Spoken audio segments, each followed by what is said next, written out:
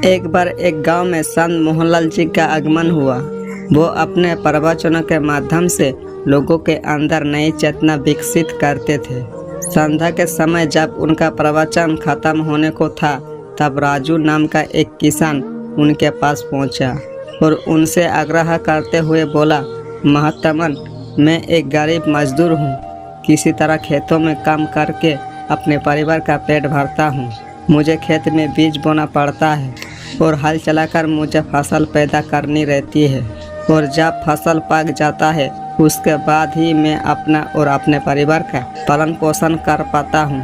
आप शांत और ज्ञानी पुरुष हैं और मैं आपसे मार्गदर्शन चाहूँगा कि आप मुझे कोई ऐसा रहस्य बताएं जिससे मैं एक बार जब खेत में काम शुरू कर दूं तो वहाँ से मुझे हमेशा फल प्राप्त होते रहे, जो कभी भी खत्म ना हो। राजू की बात सुनते ही संत मोहनलाल मुस्कुराए और बोले, राजू, तुम एक नेक इंसान हो और तुम्हें कभी न खत्म होने वाले फल की प्राप्ति भी होगी, लेकिन इसके लिए सबसे पहले तुम्हें अपने मन मस्तिष्क में बीज बोना होगा।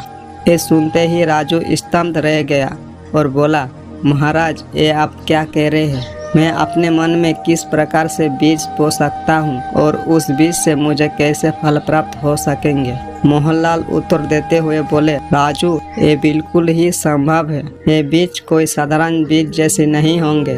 ये बहुत अद्भुत होंगे जो तुम्हारे जीवन में सकारात्मक बदलाव लाने में अपना योगदान देंगे। राजू जिज्ञासा लिए बोला, महात्मन, कृपया मुझे बताएं कि मैं अपने मन मस्तिष्क में ये बीज कैसे बो सकता हूँ। संत ने जवाब देते हुए कहा, प्रिय, तुम अपने मन में आत्मविश्वास का बीज बो, विवेक, संयम और सूझबूझ का हल चलाओ।